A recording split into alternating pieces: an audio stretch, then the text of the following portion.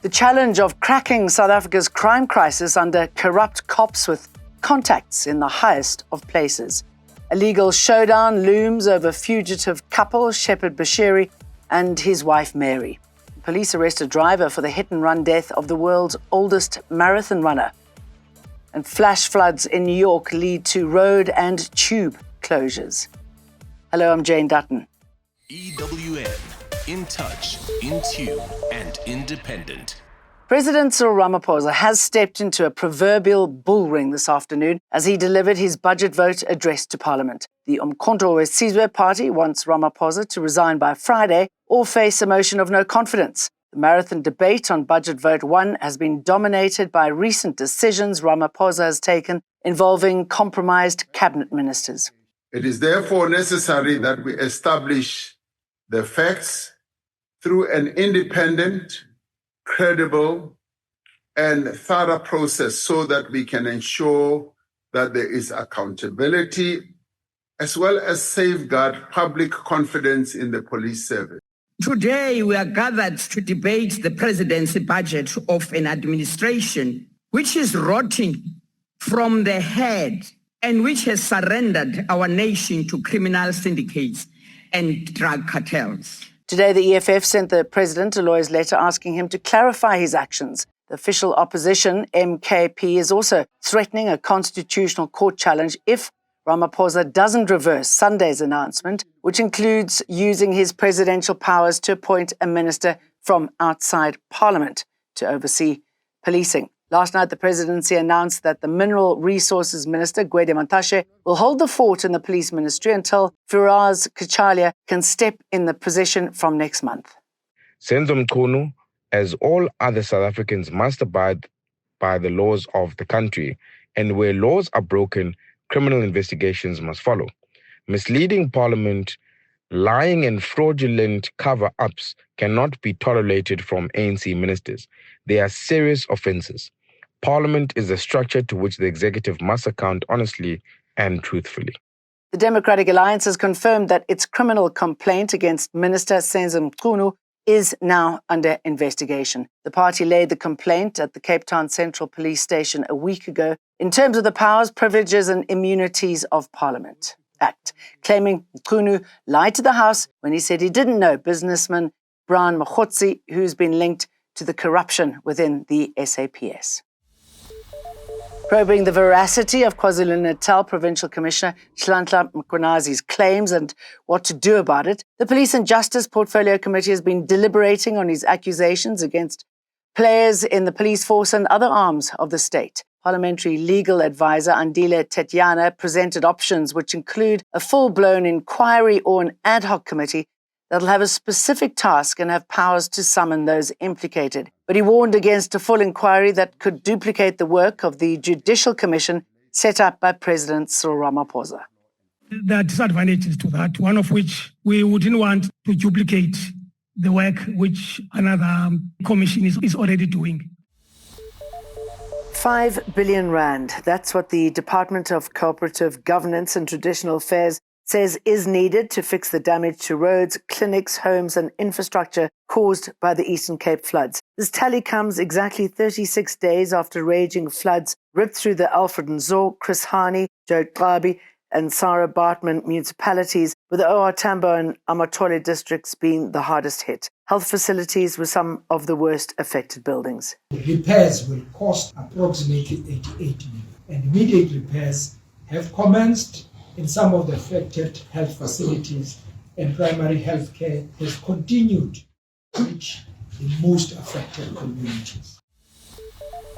A legal showdown looms as fugitive couple Shepherd Bushiri and his wife Mary take their fight to stay in Malawi to the High Court. The controversial couple is challenging a ruling it made in March this year that ordered that they be surrendered to South Africa. They fled to their home country in 2020, violating their bail conditions. They face a string of charges in South Africa, including fraud, money laundering and rape. The Ministry of Justice in Malawi has filed papers before the High Court in Lilongwe, opposing a review application launched by self-proclaimed prophet Shepherd Bushiri and his wife Mary against their extradition to South Africa.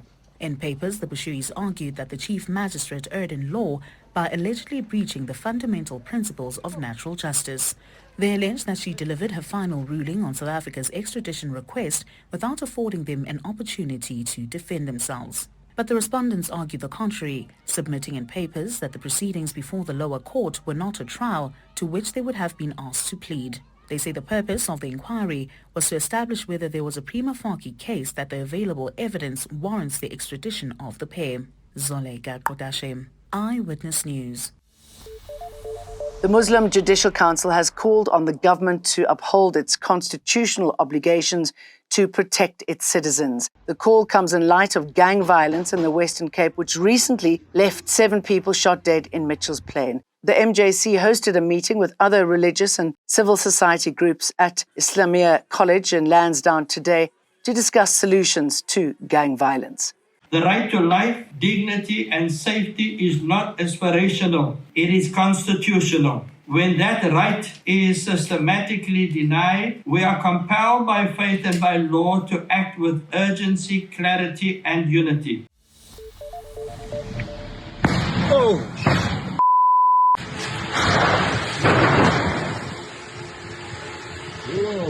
The R71 in Limpopo has been closed to traffic following a massive crash this morning, which resulted in explosions. It's understood a truck carrying gas cylinders crashed and caught fire in Mchunu, resulted in multiple explosions, and it also set a nearby plantation above Ruskamp ablaze. A senior cross-border officer has appeared in the Durban Magistrates Court. Hawks arrested the officer in Durban last night, who's facing a string of charges, including kidnapping and assault. Police say the officer harassed women on the M4 highway in Durban, with a particular focus on those driving luxury cars.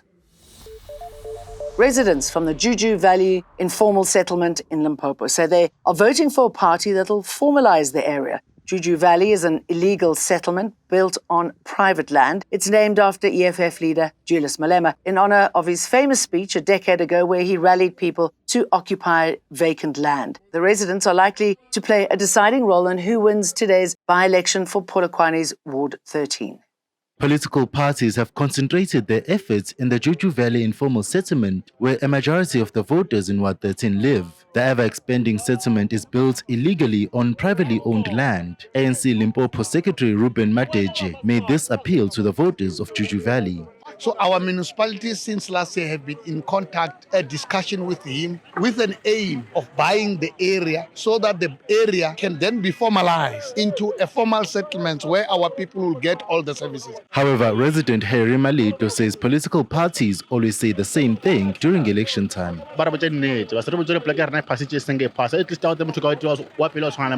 They should be as truthful as Mandela was and admit that our community still hasn't been formalized. We're also tired of political parties coming here and causing harm to our people. Results for the by-election are expected around midnight. Thabiso Koba, Eyewitness News, Polokwane.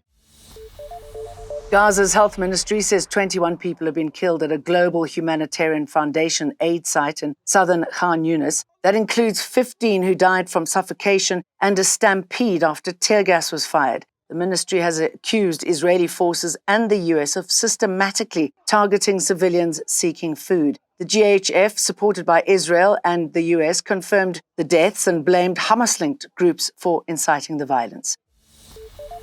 India's Fuj Singh, believed to be the world's oldest distance runner, has died in a road accident aged 114. Indian police have arrested a man in connection with his death. Authorities say Dylan was driving a speeding SUV when he struck the icon Singh during a walk in Punjab on Monday.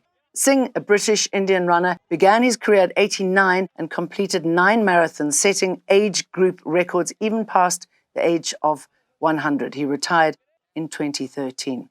That's all for me, Jane, and the rest of the team. I'll see you for more again tomorrow. EWN, in touch, in tune, and independent.